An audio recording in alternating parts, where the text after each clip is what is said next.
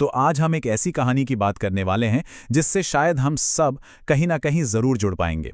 ये कहानी है टाल मटोल की आदत के बारे में। कभी ना कभी हम सब ने इसका सामना किया है ना? तो चलिए एक बच्चे की इस छोटी सी कहानी से देखते हैं कि हम अपनी ज़िंदगी के लिए क्या बड़ा सबक सीख सकते हैं। जरा सोचिए, क्या कभी ऐसा हुआ है कि किसी जरूरी काम को ये सोचकर छोड़ दिया हो कि अरे कल कर लेंगे। बस यही जो कल कर लेंगे वाली आदत है ना, आज की हमारी पूरी कहानी इसी एक छोटे से कल के आसपास घूमती है और ये दिखाती है कि कैसे ये एक छोटा सा शब्द एक बहुत बड़ी मुसीबत बन सकता है। तो कहानी शुरू होती है पहले हिस्से से और ये हिस्सा है बहाने बनाने की कला का। असल में टाल मटोल की आदत की जड़ें यहीं से निकलती हैं। चलिए देखते हैं कि ये सब शुरू कैसे होता है। तो मिलिए कहानी के हमारे हीरो शिवम से। 8 साल का एक बिल्कुल आम बच्चा जिसे दोस्तों के साथ खेलना, मस्ती करना बहुत पसंद था। लेकिन इस खेल कूद के चक्कर में वो अक्सर एक बहुत जरूरी चीज को नजरअंदाज कर देता था और वो था उसका स्कूल का होमवर्क। ये लाइन तो जैसे शिवम की रटी रटाई लाइन थी। जब भी उसकी मम्मी होमवर्क के बारे में पूछती, उसका एक ही जवाब होता, कल कर लूंगा।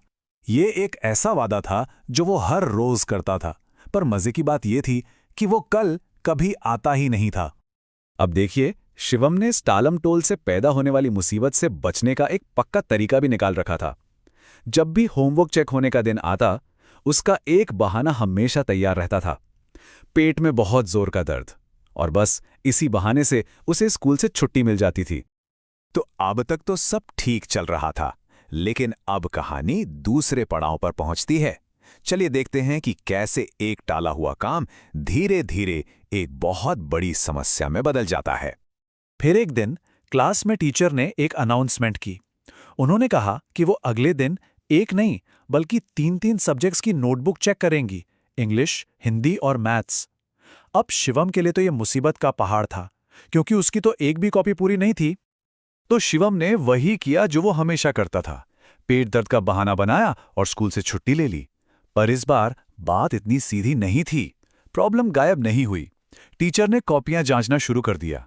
अगले दिन वो फिर स्कूल नहीं गया, पर जांच चलती रही। हर बीतते दिन के साथ वो काम से नहीं भाग रहा था, बल्कि काम के बढ़ते हुए बोझ से भाग रहा था। और ऐसा नहीं था कि शिवम को कुछ पता नहीं चल रहा था। हर शाम उसका दोस्त अंकित उसे फोन करके बताता कि आज भी टीचर ने कुछ बच्चों की कॉपियां चेक की हैं और बाकियों की कल चेक होंगी। अंकित की बातों से ये बिल्कुल साफ था कि शिवम इस काम से बच नहीं सकता।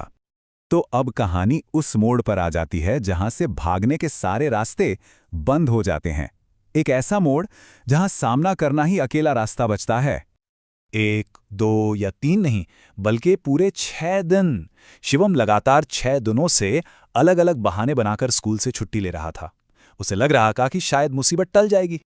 छठे दिन भी उसने अपना वही पुराना बहाना आजमाने की कोशिश की, पर इस बार मम्मी का सब्र का बांध टूट चुका था। वो समझ गई थी कि ये सारा ड्रामा सिर्फ होमवर्क से बचने के लिए हो रहा है। और फिर आया कहानी का टर्निंग पॉइंट। उसकी माँ ने उसे एक सीधी सी चेतावनी दी। ये एक ऐसी धमकी थी जिसने शिवम के सारे बहानों पर एक पल में पानी फेर दिया। असल में शिवम अपने पापा से बहुत डरता था, और बस पापा का डर टीचर के डर पर भारी पड़ गया। उसे समझ आ गया कि अब वो अपने अधूरे काम का सामना करने से और नहीं भाग सकता। तो अब जब भागने के सारे रास्ते बंद हो गए, शिवम को उस काम की कीमत चुकानी पड़ी जिसे उसने इतने दिनों तक टाला था। चलिए देखते हैं कि ये कीमत क्या थी। उस रात शिवम को आखिरकार एहसास हुआ। उसने खुद से कहा कि अब और नहीं भागा जा सकता। उसे समझ आ गया था कि जिम्मेदारी तो लेनी ही होगी और काम अभी करना होगा। और फिर शुरू हुई एक होमवर्क मैराथन। उसने अपने दोस्त अंकित से तीनों सब्जेक्ट्स की नोटबुक ली और बिना रुके, बिना थके लिखना शुरू कर दिया। वो दिन भर लिखता रहा और फिर पूरी रात जागकर लिखता रहा। सुबह होते होते उसने कई दिनों का काम सिर्फ एक रात में खत्म कर दिया था। लेकिन इतनी मेहनत की एक कीमत तो चुकानी ही थी। जब उसने काम खत्म किया तो वो बुरी तरह से थक चुका था। पूरी रात जागने की वजह से उसकी आंखें एकदम लाल हो गई थीं। यही थी टालमटोल की असली कीमत, हद से ज्यादा तनाव और थकावट। तो चलिए अब इस पूरी कहानी के सबसे जरूरी हिस्से पर आते हैं, मतलब इसका सबक क्या है। देखते हैं कि इस पूरी घटना का निचोड़ क्या निकला। अगले दिन जब शिवम स्कूल पहुंचा तो टीचर को कॉपियां देखने की जरूरत ही नहीं पड़ी। उसकी लाल आंखें और उतरा हुआ चेहरा ही सब कुछ बता रहा था। वो एक पल में समझ गई कि ये सारा काम एक ही रात में किया गया है। और तब टीचर ने उसे जो बात समझाई वही इस पूरी कहानी का निचोड़ है। उन्होंने कहा कि काम को टालने से वो खत्म नहीं होता, बल्कि उसका बोझ और भी ज्यादा बढ़ जाता है। हर टाला हुआ दिन आने वाले कल के लिए और ज्यादा काम इकट्ठा कर देता है। टीचर की बातों का शिवम पर बहुत गहरा असर हुआ। उसे अपनी गलती का एहसास हुआ और उसने मन ही मन वादा किया कि वो आगे से कभी भी अपना काम कल पर नहीं टालेगा।